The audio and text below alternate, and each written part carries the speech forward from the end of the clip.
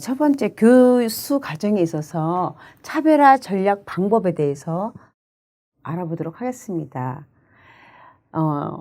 방법이라는 것은 어떻게 가르치는 것인가 하는 것이 이제 우리가 학습 방법과 관련된 그런 내용인데요. 이제 교수 과정에서 차별화는요, 우리가 어떤 것들을 이제 지원하는 그런 방법이냐면은 어떠한 이제 학습 내용을 갖고 있는 그런 사실적인 지식이 있잖아요. 그런 지식 내용과 그다음에 그 지식이 갖고 있는 개념, 알고자 하는 기술 이런 것들을 이해하고 동화하는 것은 자기 것을 만든다 하는 것이죠. 자기 지식으로, 자기의 개념으로, 자기 기술로 이제 동화하도록 지원하는 방법을 요구하는 거죠. 완전히 자기 것을 만드는 그러한 교수학습 방법을 말하는 것입니다. 그렇다면 이런 교수학습법에 있어서 차별화 전략에서는 어떻게 진행하고 있을까라고 살펴본다면은 이런 방법은요, 교수 계획을 설계하고 활동에 대한 지원을 계획하는 과정을 요구하게 됩니다. 그렇죠? 우리가 어떤 이제 활동이 있어요. 그럼 활동에 대한 것들을 계획하는 과정이 있겠죠. 이걸 어떻게 가르칠 것인가. 그 계획을 할 때에는 반드시 들어가야 될 게 뭐냐면은 난이도예요. 난이도에 맞춰서 조정하는 과정을 요구하게 되는 거죠. 난이도면은 수준별이라고도 얘기할 수가 있는 거죠. 우리가 수준별도 우리 차별화라고도 같은 맥락에서 우리가 살펴보고 있는 그런 용어잖아요. 난이도 1수준에서 학습 내용을 알 수 있는 그런 단계가 있고 2수준, 3수준 이렇게 나눌 수가 있다는 거죠. 이런 것들을 맞춰서 계획을 할 때 조정하는 과정도 요구한다라고 보는 거죠. 굉장히 중요한 그러한 전략이라고 볼 수가 있는 거죠. 계획을 할 때 무조건 동일하게 작성하는 것이 아니라 수준을 이렇게 나누는 거죠.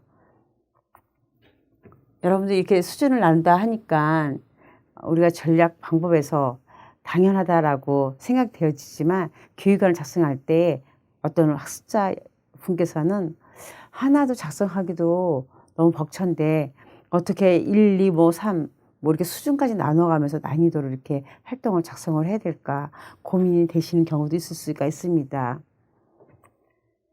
우리가 고민을 하면은요, 꼭 해결점이 있어요. 고민 안 해서가 문제죠.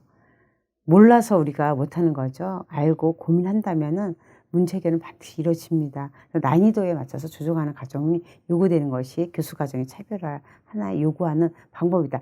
이제 요구한다는 것은 그렇게 해야 된다 하는 그런 의미이기도 하죠. 이러한 과정은요, 장애 아동들이 충분히 학년 수준 교육과정 내용에 대한 교수의 참여하도록 지원하기 위해서 이렇게 난이도에 맞게 계획을 세워야 된다는 거죠.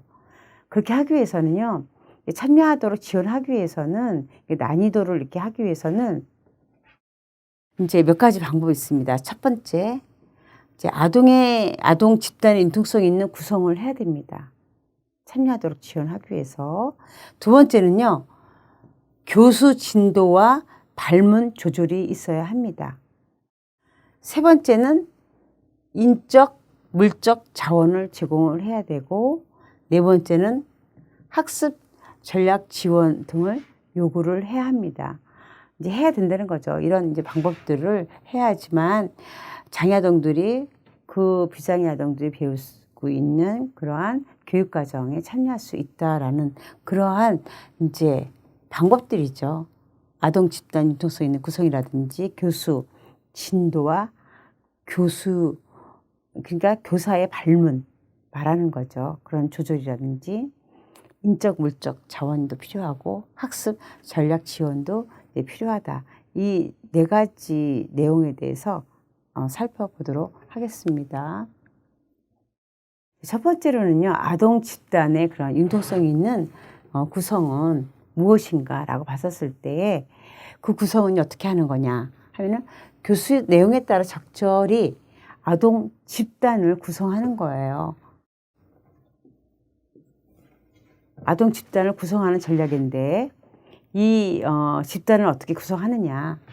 장애 아동을 위한 통합